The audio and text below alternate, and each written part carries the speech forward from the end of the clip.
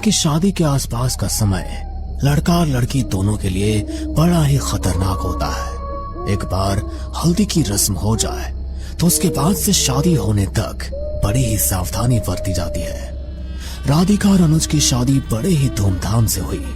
राधिका अपने मायके से विदा होकर अपने ससुराल आ गई थी, लेकिन अभी भी शादी के बाद होने वाली कुछ रस्में बाकी थी। बेटा, आज शाम को हमें गांव के देवता के मंदिर जाना है। वहाँ पर होने वाली एक रस्म बाकी है। वहाँ आज पूरी हो जाए तो मेरी चिंता खत्म हो जाएगी। तुम यह लाल साड़ी पहन लेना।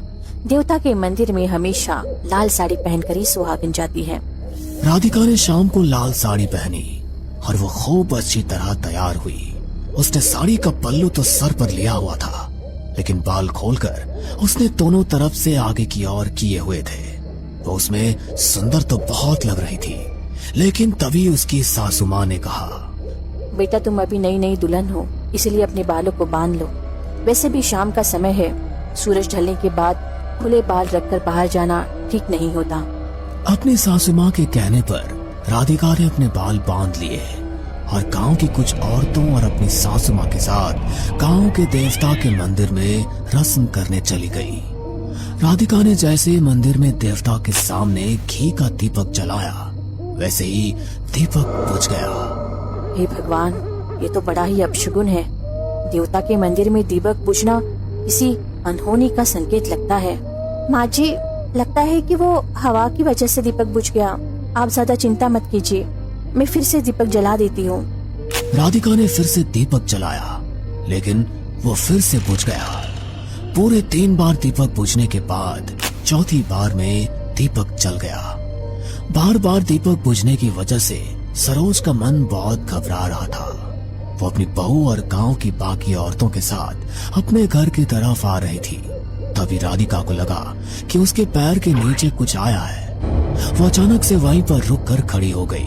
क्या हुआ राधिका, तुम वहाँ पर क्यों रुक गई? चलो, घर चलने में देर हो रही है।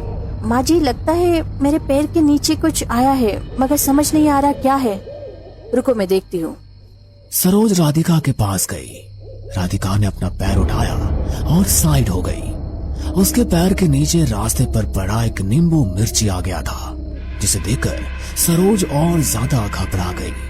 देवता के मंदिर का दीपक बुझना, तभी मैं समझ गई थी कि कुछ अनहोनी होने वाली है। तुमने चलने से पहले ध्यान क्यों नहीं दिया बहू? न जाने किस मनहूस ने अपना टोटका उतार कर यहाँ फेंका होगा। जल्दी से घर चलो, मुझे तुम्हारी नजर उतारनी पड़ेगी। सरोज घबराई घबराई बाकी औरतों के साथ अपनी बहू को घर लेकर आई।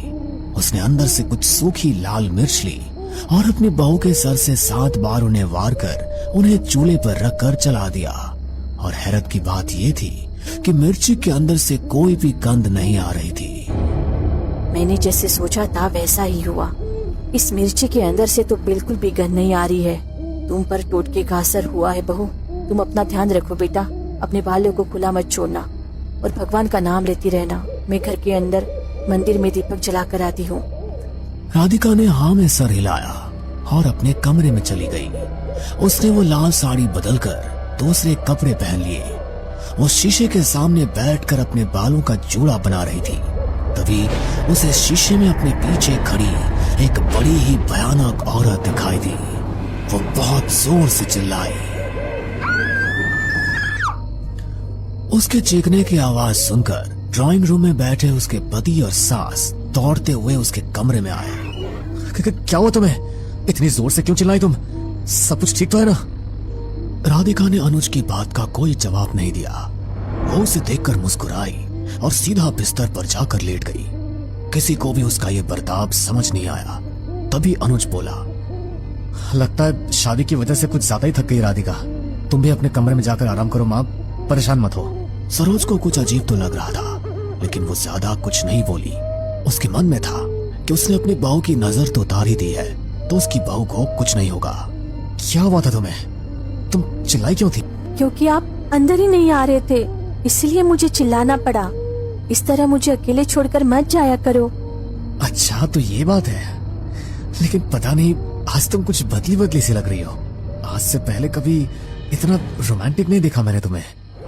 लेकिन अब देखोगे, क्योंकि अब बहुत कुछ बदल गया है। अब से तुम मेरे हो गए हो। राधिका के बोलने का तरीका और उसकी बातें अनुज के लिए थोड़ी अजीब थी, क्योंकि वो राधिका को बहुत समय से जानता था और वो बहुत ही शर्मीली किस्म की लड़की थी। लेकिन आज वो जिस तरीके से बात कर रही थी वो जरा अजीब था। लेकिन अनुज ने ज्यादा ध्यान नहीं दिया। उसे लगा कि अब उनकी शादी हो गई है तो शायद राधिका अब उससे ज्यादा अच्छे से खुलकर बात कर रही है। कुछ देर बाद दोनों सो गए, लेकिन सुबह जब राधिका की आंख खुली तो उसे अपना शरीर कुछ अजीब सा लगा।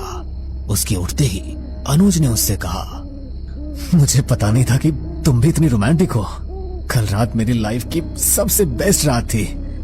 क्या क्या हुआ कल रात को? मुझे तो कुछ भी याद ही नहीं है। मेरे तो सर में बहुत ज्यादा दर्द हो रहा है। बस बस रहने दो। मैं जानता हूँ कि तुम्हें अब शर्म आ रही होगी, लेकिन अब शर्माने की कोई बात नहीं है। हम दोनों पति पत्नी हैं। अनुज क्या बोल रहा था राधिका को तो कुछ समझ में ही नहीं आ रहा था। पूरा दिन राधिका का शरीर एकदम टूटा सा था, जैसे तो किसी ने उसके शरीर को बांध दिया हो। शाम को जब अनुज घर लौटा तो राधिका का रूप एकदम अलग था। क्या बात है, कौन सा खेल खेल रही हो तुम मेरे साथ? सुबह कुछ बोलती हो और शाम को एकदम से बदल जाती हो। क्या करूं, दिन में चाह कर भी मैं तुम्हारे पास नहीं आ सकती, इसलिए तो रात होने का इंतजार करती हूँ। क्या इस बात का भला क्या मतलब? मतलब ये कि दिन भर तो तुम ऑफिस में रहते हो ना, इसलिए चाह कर भी तुम्हारे पास नहीं आ सकती। तुम्हारी परेशानी मैं समझ रहा हूँ, लेकिन तुम चिंता मत करो। मैंने हम दोनों के लिए हनीमून प्लान किया है। कल के कल ही हम नैनीताल के लिए निकल जाएंगे। अनुज की बात सुनकर राधिका के चेहरे पर मुस्कान आ गई। उसने रात को ही सारी पैकिंग करके रख दी और अगले दिन वे हनीमून के लिए निकल गए। एक साथ उन दोनों का समय बहुत अच्छा बीत रहा था, लेकिन एक बात थी जो अनुज को खल रही थी। सुबह राधिका सोकर उठी तो बहुत ज्यादा थकी हुई थी। तुम्हें क्या हुआ है राधिका? जब से हमारी शादी हुई है तुम हर सुबह इतनी ज्यादा थकी हुई कैसे रहती हो? अगर तुम्हारी तबीयत ठीक नहीं है तो मैं तुम्हें डॉक्टर के पास ले चलता हूँ। शायद आप ठीक कह रहे हो। पता नहीं इतने दिनों से मेरा सर इतना भारी क्यों रहता है और कुछ भी याद नहीं रहता। मुझे तो ये भी याद नहीं कि मैंने यहाँ कब आने की पैकिंग की। क्या? अनुज को भी ये बात बहुत अजीब लगी, इसलिए वो राधिका को डॉक्टर के पास लेकर गया। देखिए, घबराने वाली कोई बात नहीं है। अक्सर कभी कभी स्ट्रेस के चलते ऐसा हो जाता है। मैंने कुछ दवाइयां लिख दी है, आप ले लेना और आप भी इनका ख्याल रखिए कि इन्हें किसी बात की ज्यादा स्ट्रेस ना हो। जी थैंक यू डॉक्टर। अनुज और राधिका अपने हनीमून से कुछ दिन बाद घर आ गए, लेकिन उसके साथ सेम प्रॉब्लम देखकर अनुज भी थक चुका था। तुमने ये क्या बकवास लगा कर रखी राधिका? कल रात को ही तो मैंने तुम्हें पैसे रखने के लिए दिए थे और तुम कह रही हो कि तुम्हें याद नहीं। कभी कभी तो तुम्हें देखकर ऐसा लगता है कि दिन में तुम कोई और होती हो और रात को तुम्हारे अंदर किसी और की आत्मा आ जाती है। अब कहाँ ढूंढूं मैं पैसे? अनुज गुस्से में घर से चला गया। रात को जब वो घर आया तो राधिका ने उसके हाथों पर पैसों का बंडल रख दिया और उसके साथ साथ एक और चीज रखी, जिसे देखकर अनुज की खुशी का ठिकाना नहीं था। वो खुशी में इतनी जोर से चिल्लाया कि उसकी माँ भी वहाँ पर आ गई। क्या हो गया बेटा, तू इतनी जोर से क्यों चिल्ला रहा है? अरे चिल्लाने की तो बात ही है माँ, तुम दादी बनने वाली हो। क्या सच में? ये तो मुझे बहुत बड़ी खुशी दे दी बेटा। भगवान मेरे घर को इसी तरह खुशियों से भर दे। सरोज ने राधिका के सर पर हाथ रखा और वापस अपने कमरे में चली गई। अगली सुबह राधिका जब किचन में खाना बना रही थी तो सरोज ने उसे एक पोटली देते हुए कहा, मैंने बच्चे के लिए कुछ पैसे वार कर इसके लिए अंदर रखे हैं, संभाल कर अपनी अलमारी में रख देना। बच्चा होने के बाद मंदिर में चढ़ा देंगे। बच्चा? कौन सा बच्चा माँ जी? कौन सा